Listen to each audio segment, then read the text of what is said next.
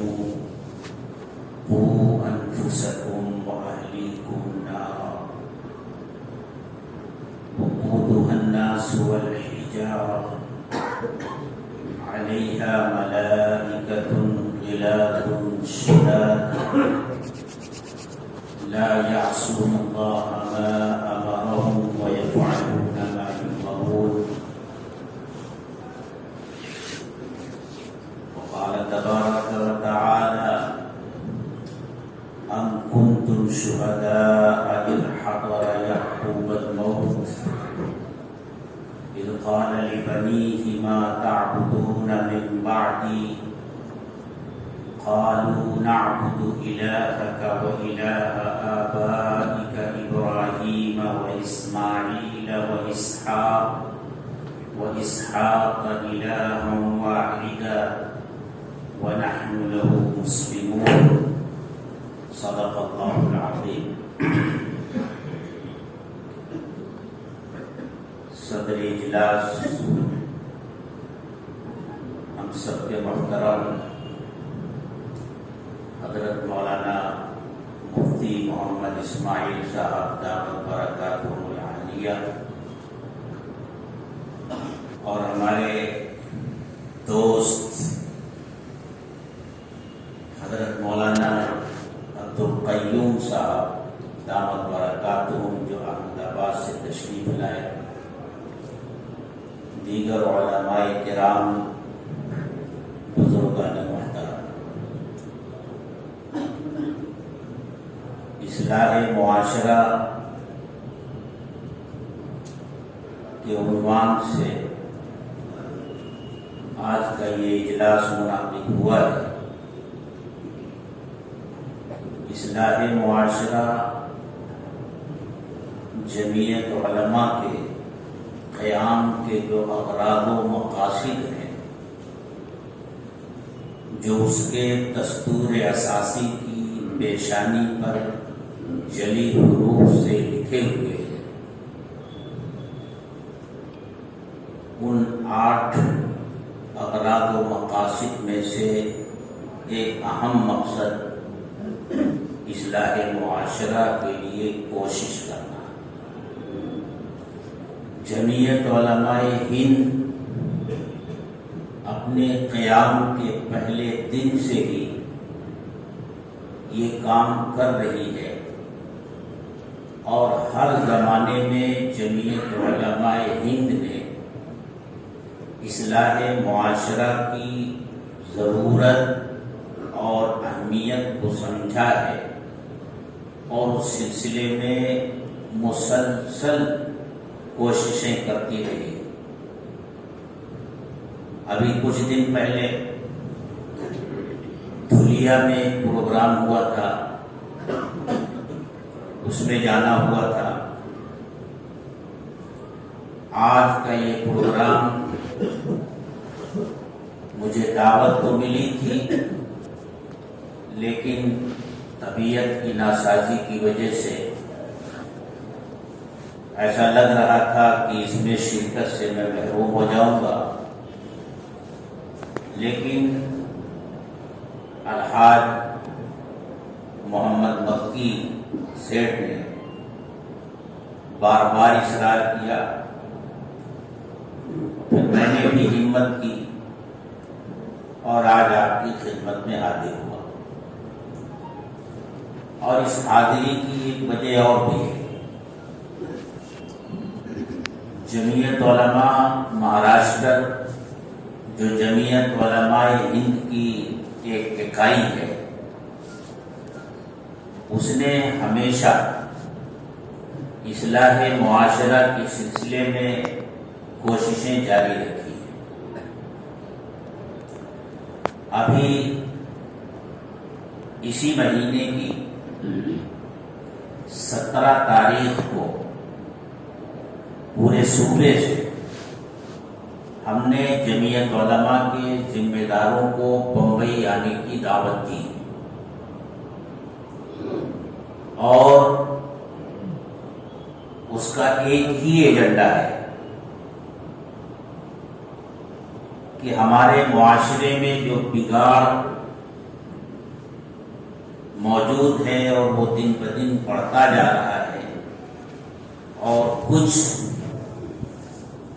ایسی صورتحال پیدا ہو رہی ہے جو ناگزیر ہے۔ اس سلسلے میں غور و فکر کیا جائے، بیٹھا جائے، کوئی منظم پروگرام مرتب کیا جائے۔ صرف اسی ایجنڈے کے لیے ہم نے بمبئی میں پورے مہاراشٹر سے جمعیت علماء کے ذمہ داروں کو 17 جنوری کو بلایا ہے۔ وہاں کے صابو صدیق مسابت خانے میں ہم نے یہ میٹنگ اور یہ مشورہ رکھا ہے۔ تو آج کا بھی یہ جلسہ اسی سلسلے کی ایک کڑی ہے، اور یہ جان کر خوشی ہوئی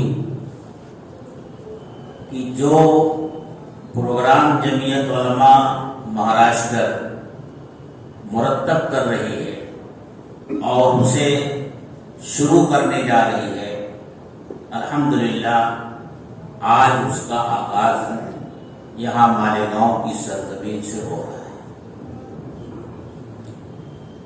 مجھے عنوان یہ دیا گیا ہے، جو تحریر ہے، کہ موجودہ حالات میں اصلاح معاشرہ کی ضرورت اور اس کی اہمیت۔ اصلاح معاشرہ یہ دو لفظ ہیں، اصلاح اور معاشرہ۔ معاشرہ کا مطلب کیا ہے اور اصلاح کا مطلب کیا ہے، اس کو سمجھ لینے کے بعد پھر اس کی ضرورت کیا ہے اور اس کی اہمیت کیا ہے، اور خاص طور سے موجودہ حالات میں اس کی اہمیت کتنی بڑھ جاتی ہے، وہ زیادہ بہتر طور سے سمجھ میں آ سکتی ہے۔ ہم اور آپ جانتے ہیں کہ انسان جنگل کے جانوروں کی طرح نہیں رہتے۔ انسان کا اپنا ایک خاندان ہوتا ہے، ایک کنبہ ہوتا ہے، اس کی رشتہ داریاں ہوتی ہیں، یہ بستیوں میں رہتے ہیں، شہروں میں رہتا ہے۔ دوسرے جانوروں کی طرح نہیں ہے کہ نہ ان کا کوئی خاندان ہوتا ہے، نہ ان کا کوئی کنبہ ہوتا ہے، نہ ان کی کوئی رشتہ داری ہوتی ہے، نہ کسی سے کوئی لین دین ہوتا ہے، نہ تجارت ہوتی ہے، نہ معاملات ہوتے ہیں، کچھ نہیں۔ وہ اپنا پیٹ جیسے تیسے بھرتے ہیں اور جو زندگی ان کو ملی ہے وہ جیتے ہیں، اور پھر وہ اپنے انجام کو پہنچ جاتے ہیں۔ لیکن انسان کو اللہ نے اس سے مختلف بنایا ہے۔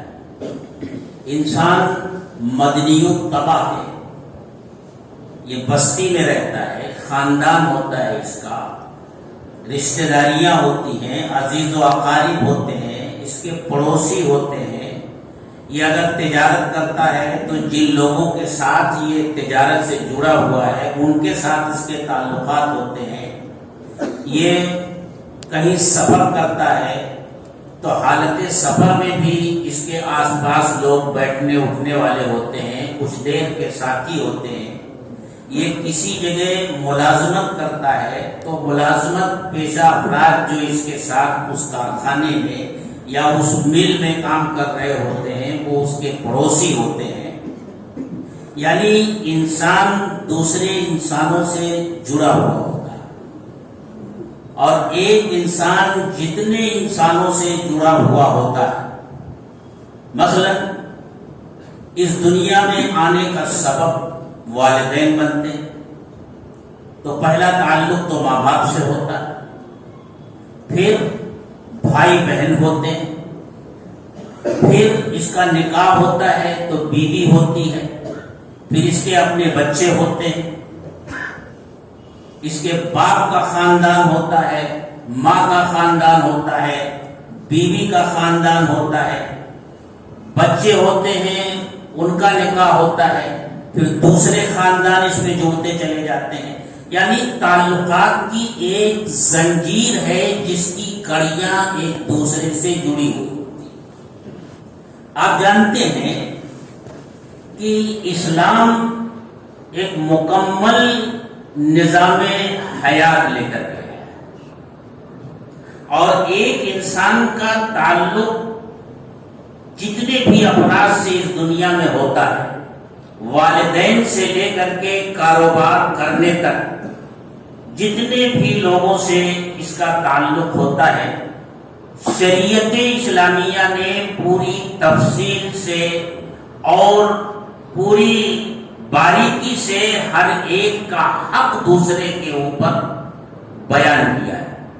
ماں باپ کا کیا حق ہے اولاد کے اوپر، اولاد کا کیا حق ہے ماں باپ کے اوپر، بھائی بہنوں کے آپس میں کیا حقوق ہیں، شوہر کا کیا حق ہے بیوی کے اوپر، بیوی کا کیا حق ہے شوہر کے اوپر، ایک پڑوسی کا دوسرے پڑوسی کے اوپر کیا حق ہوتا ہے.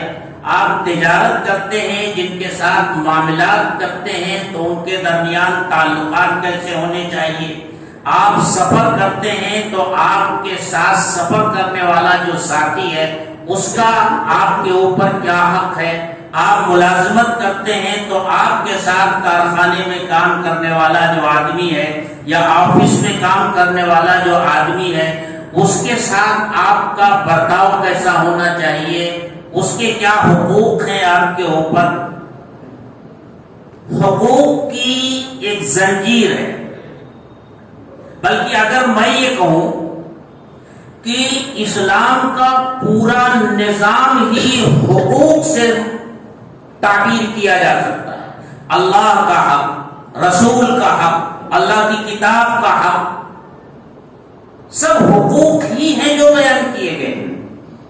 تو انسان ان حقوق میں جس طرح سے وابستہ ہے، ہر آدمی اس سے متعلق جو حقوق ہیں ان کو ادا کرنے والا بن جائے. اسی کا نام ہے اصلاح معاشرہ.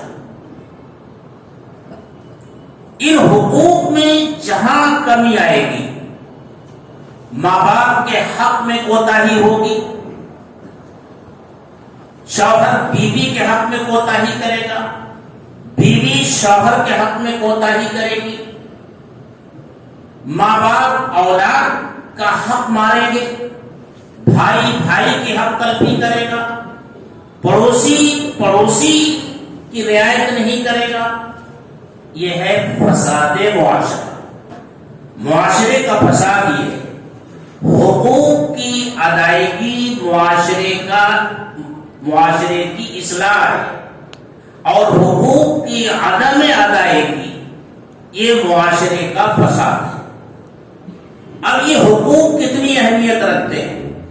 ماں باپ کا حق اولاد کے اوپر، اولاد کا حق ماں باپ کے اوپر، شوہر کا حق بیوی کے اوپر، بیوی کا حق شوہر کے اوپر، ایک پڑوسی کا حق دوسرے پڑوسی کے اوپر.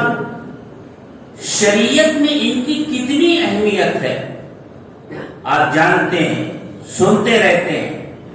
اسی سے آپ کو اندازہ ہو جانا چاہیے کہ اصلاح معاشرہ کی اہمیت کتنی زیادہ ہے.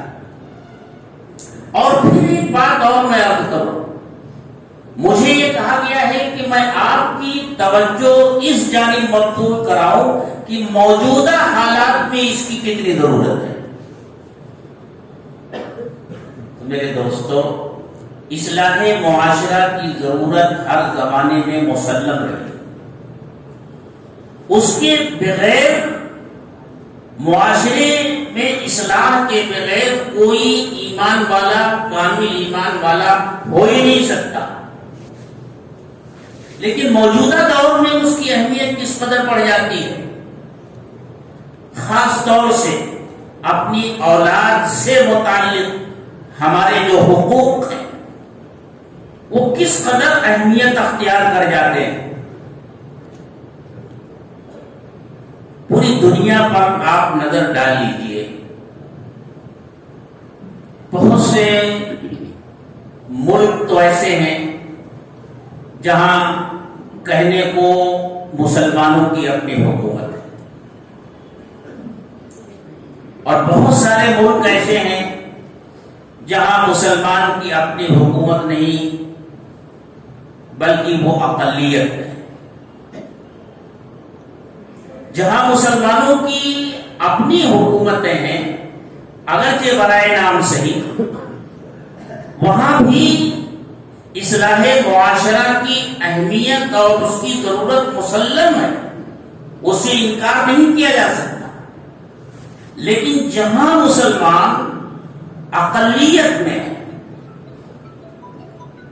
اور اقلیت میں ہونے کی وجہ سے انہیں طرح طرح کے مسائل کا سامنا ہے، جہاں مسلمانوں کی اپنی حکومتیں ہیں وہاں یہ تو ہو سکتا ہے کہ مسلمان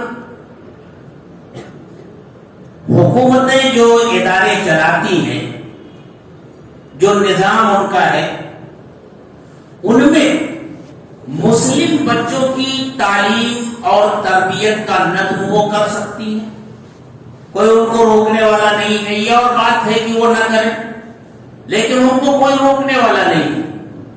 لیکن جہاں مسلمان اقلیت میں ہیں، آج پوری دنیا میں آپ دیکھ لیجئے وہاں بسنے والے مسلمانوں کا سب سے بڑا مسئلہ، اگر ان کے دل میں ایمان ہے اور اس ایمان کی وہ حفاظت چاہتے ہیں اور یہ چاہتے ہیں کہ ان کی نسلیں بھی ایمان پر باقی رہیں، تو ان کے سامنے آج سب سے بڑا مسئلہ اپنی اولاد کے ایمان کی حفاظت کا ہے، کیونکہ وہاں جو تعلیمی ادارے ہیں، جو یونیورسٹیاں ہیں، وہ وہاں کے نظام کے مطابق وہاں تعلیم ہوتی ہے۔ وہاں دین کی تعلیم، شریعت کی تعلیم، دینی مزاج بچوں کا بنایا جائے، اس کی کوشش، یہ تو دور کی بات ہے،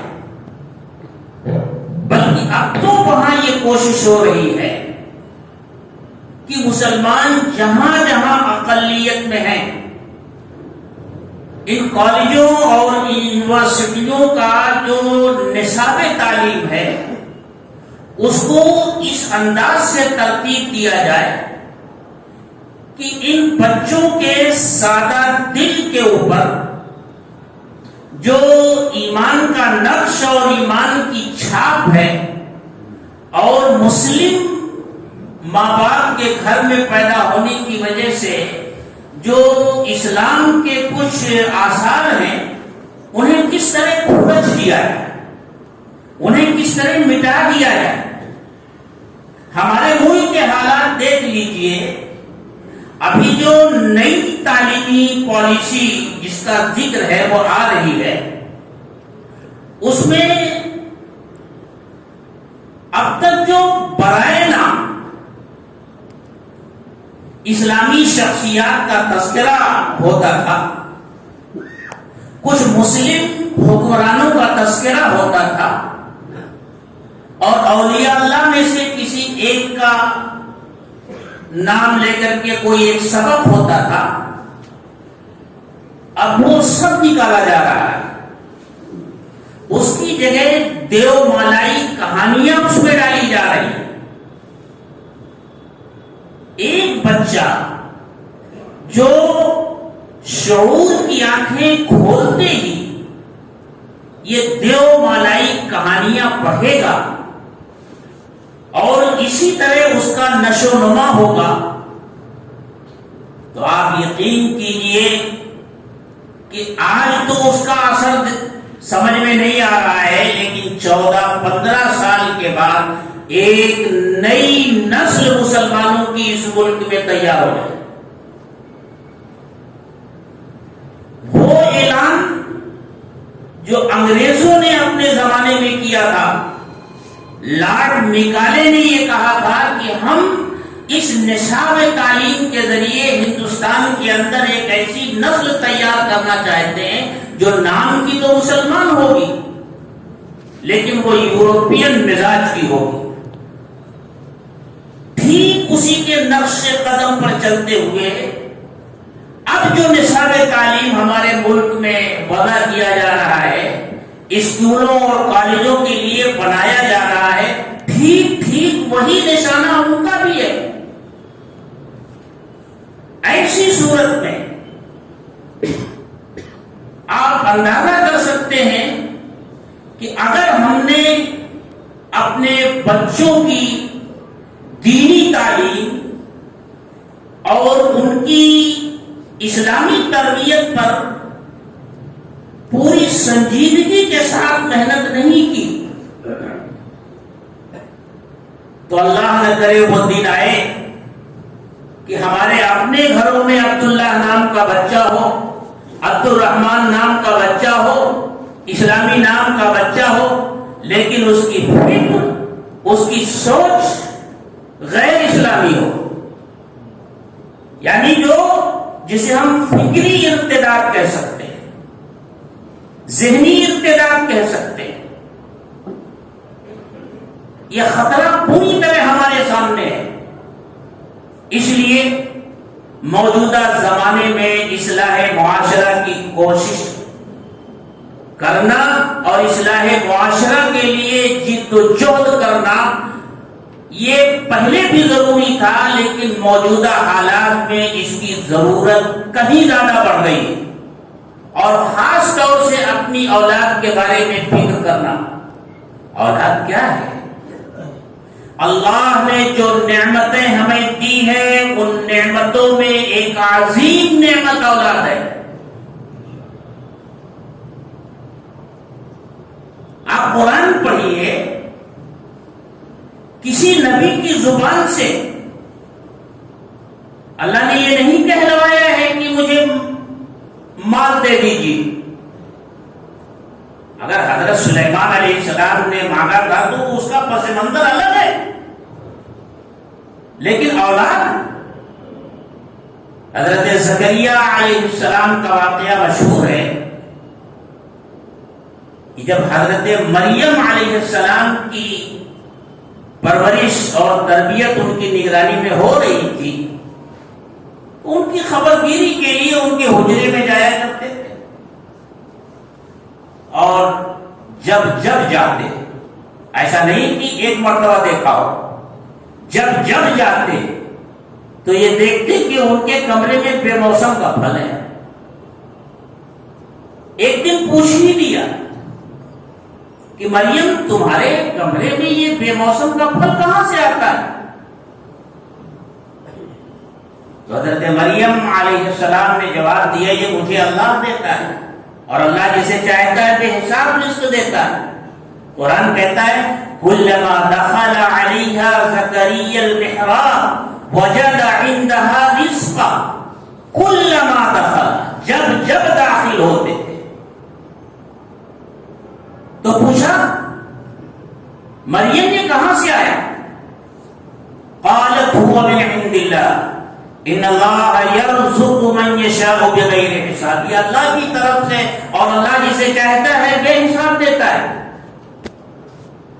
حضرت زکریا علیہ السلام معمر ہو چکے تھے، بوڑھے ہو چکے تھے، اولاد اب تک نہیں ہوئی تھی. اب دل میں خیال یہ ہوا کہ جو اللہ بے موسم کا پھل دے سکتا ہے وہ اللہ بڑھاپے میں اولاد بھی دے سکتا ہے. فوراً اللہ کے سامنے ہاتھ پھیلا دیا.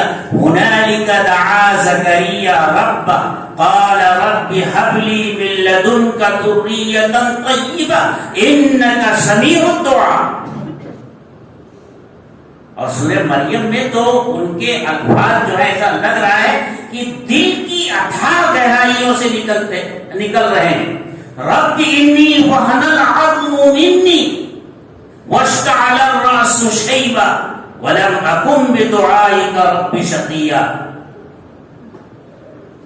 میری ہڈیاں بوسیدہ ہو گئی، ان میں گودا نہیں رہا، بڑھاپا میرے سر کے بالوں میں پھیل گیا، کہ اے اللہ،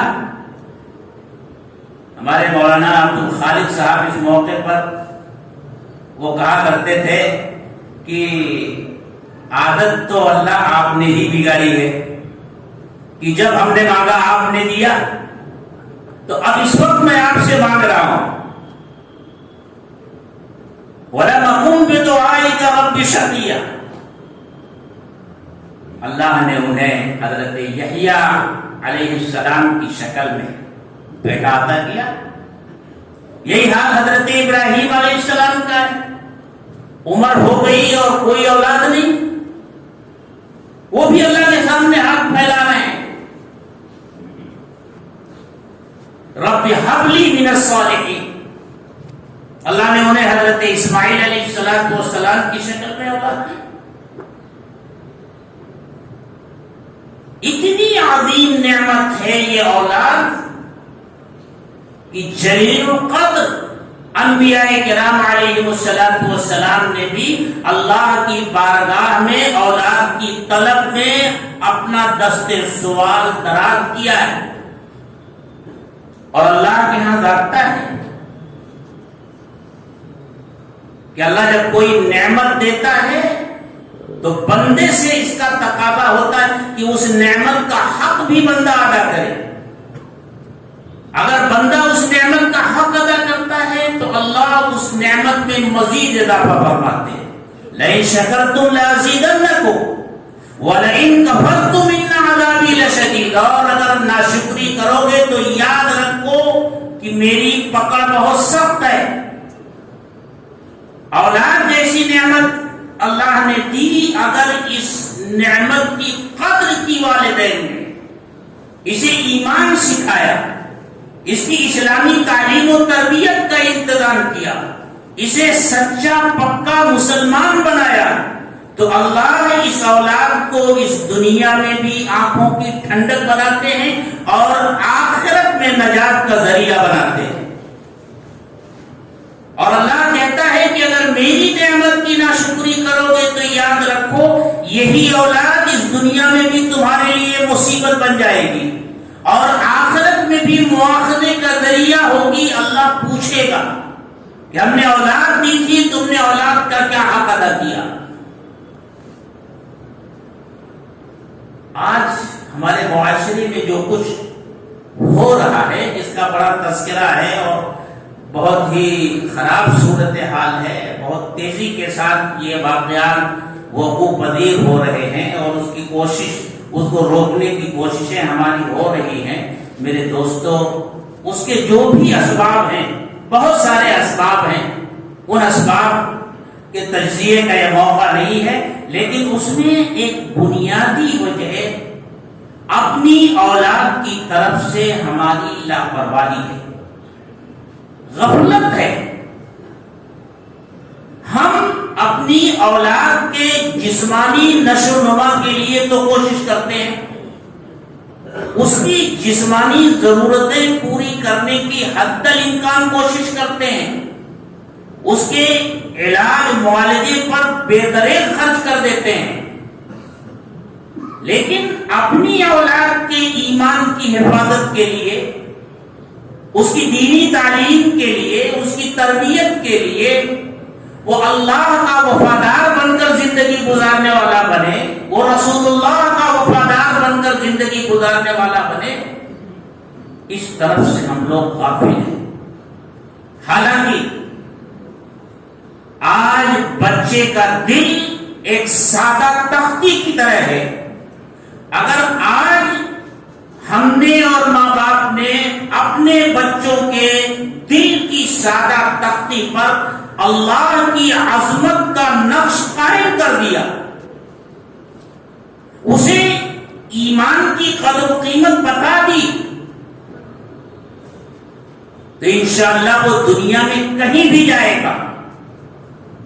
اگر وہ مخالف ماحول میں بھی ہوگا تو ایسا تو ہو سکتا ہے کہ مخالف ماحول کے اثرات اس کے اوپر پڑے، لیکن اس کا حال کیا ہوگا؟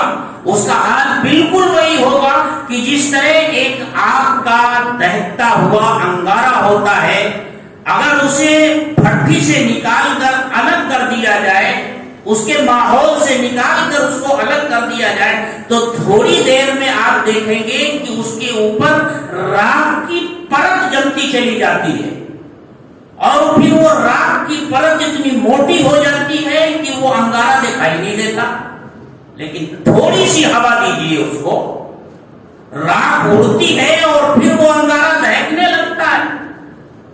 ٹھیک یہی حال ہے، اگر ہم نے اپنے بچوں کو، اپنی اولاد کو اللہ کا وفادار بنا دیا، ایمان سمجھا دیا، اللہ کی عظمت اس کے دل میں ڈال دی، اور اسلام کے دین کے ضروری مسائل اور عقائد اس کو سکھا دیے، تو اگر کسی غلط ماحول میں بھی وہ چلا گیا اور اس غلط ماحول کے اثرات پڑتے رہے اور اس کا ایمان اگر بظاہر اندر چھپ گیا، لیکن آپ کی طرف سے یا کسی اور جگہ سے اگر ہلکی سی ہوا لگ گئی اس کو،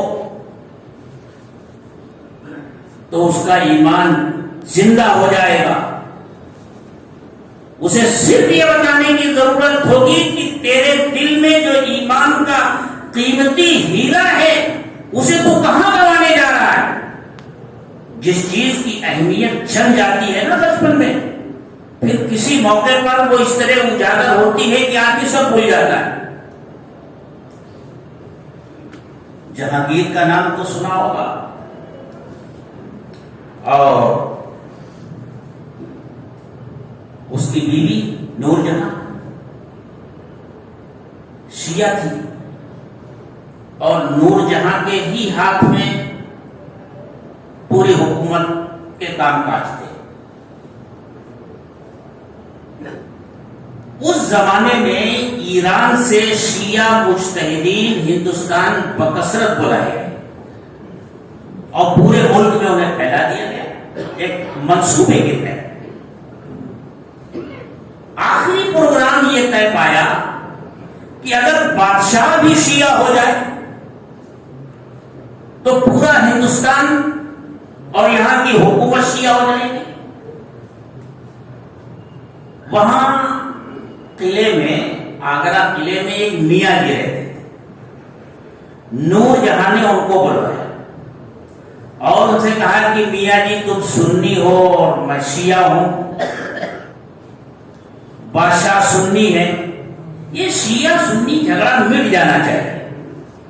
آپ ایسا کریں کہ آپ اپنے علماء کو بلا لیں اور میں اپنے علماء کو بلا لیتی ہوں، مناظرہ ہو جائے۔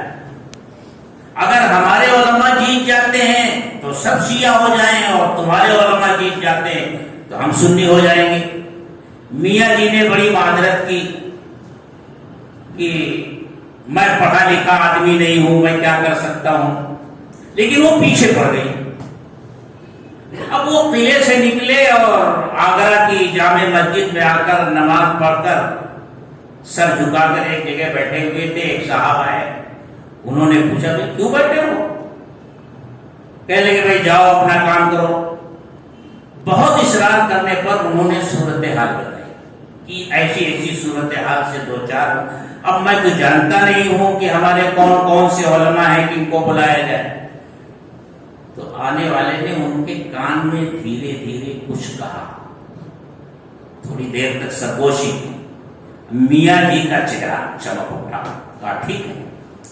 وہ پہنچے اور جا کر کے نور جہاں سے کہا کہ بیگم مناظرے کی تیاری کی، آپ اپنے مجتہدین کو بلا لیجئے اور میں اپنے بزرگوں کو، اپنے علماء کو بلا لیتا ہوں۔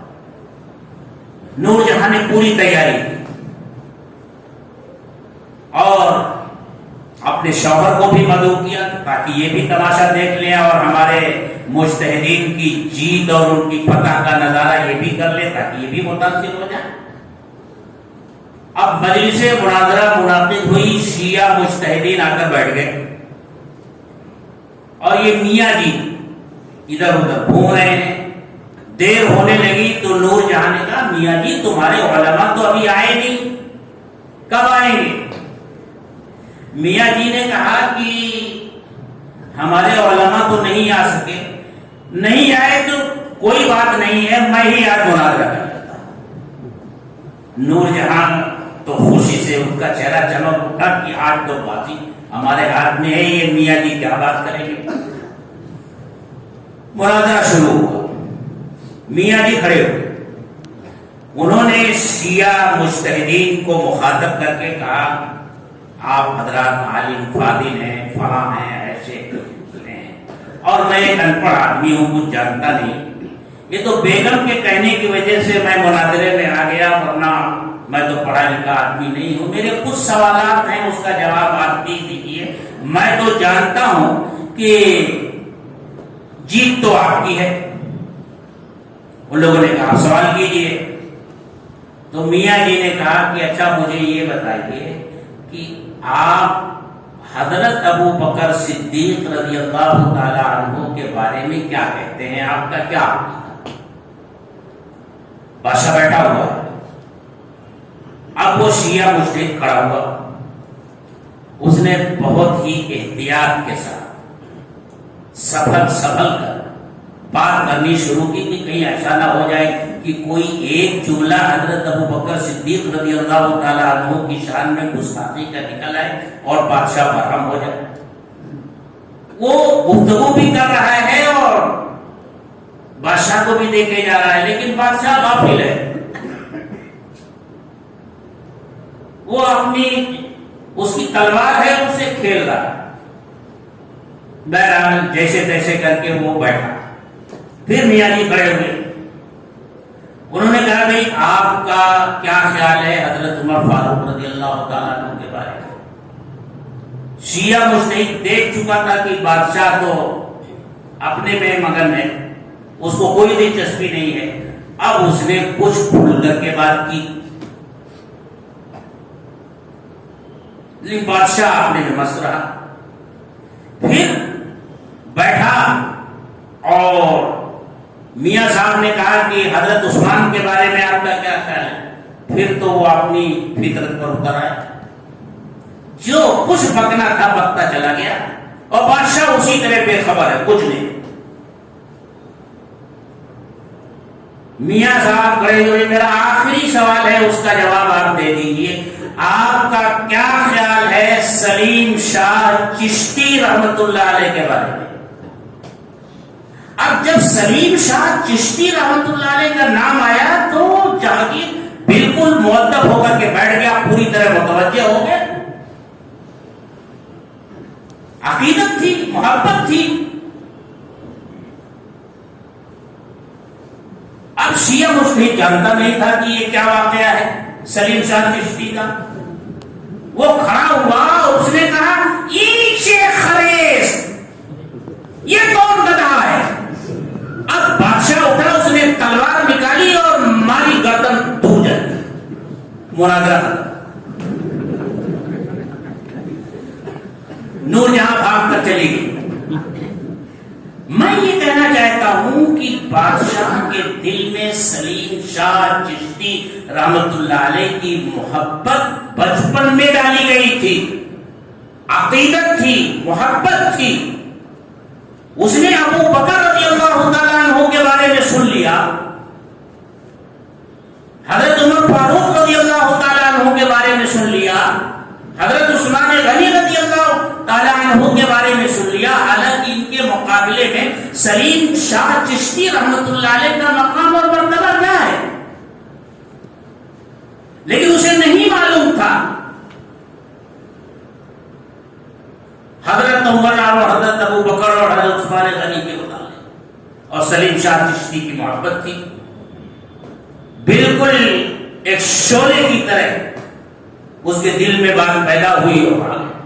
میرے دوستو، اسی طرح اگر آج ہم نے اپنے بچوں کے دلوں میں ایمان کا بیج بو دیا، آج تو ہم اس سے خوش ہوتے ہیں کہ ہمارا بچہ 2.5 سال کی عمر کا، 3 سال کی عمر کا، اور انگلش میڈیم اسکول میں جاتا ہے، ٹائی لگا کر کے جاتا ہے، ہاف پینٹ پہن کر جاتا ہے، کندھے پر بستہ لاد کر، اور اسکول کی بس میں جاتا ہے۔ وہاں اسکول میں جانے کے بعد چاہے وہ کچھ بھی سکھائے پڑھائے، لیکن ہم اسی پر خوش ہیں۔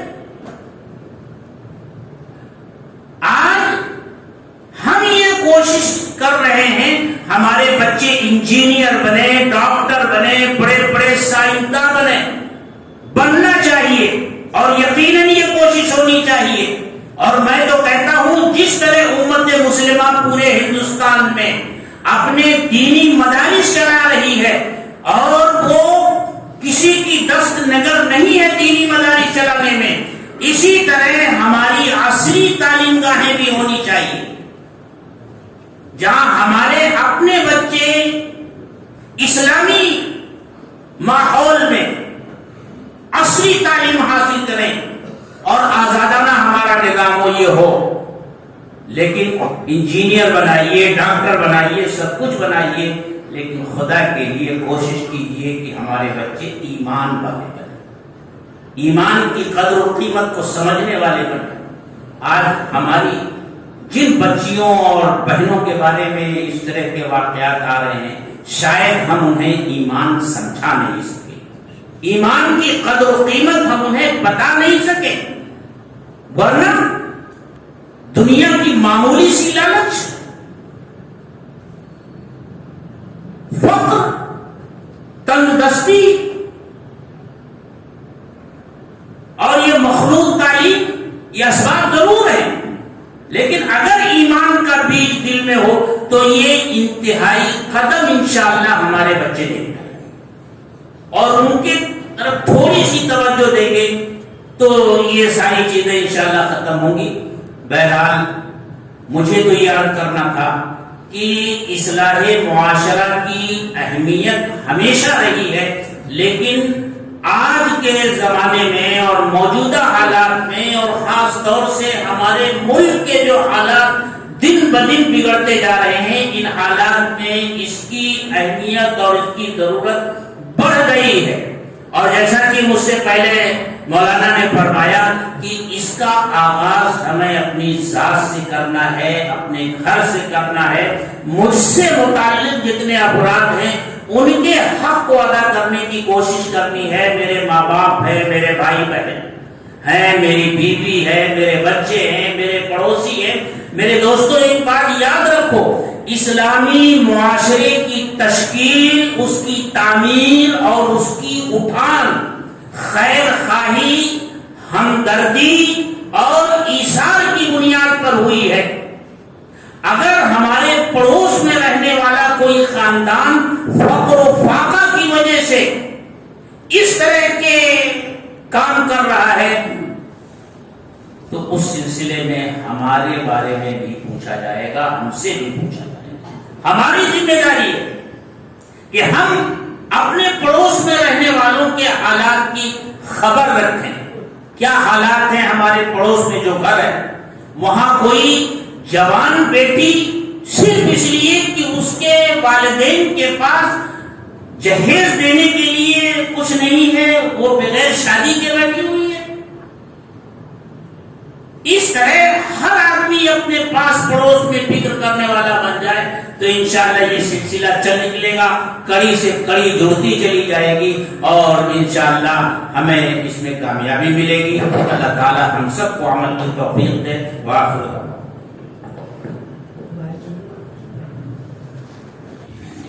جزاکم اللہ احسن الجزاء.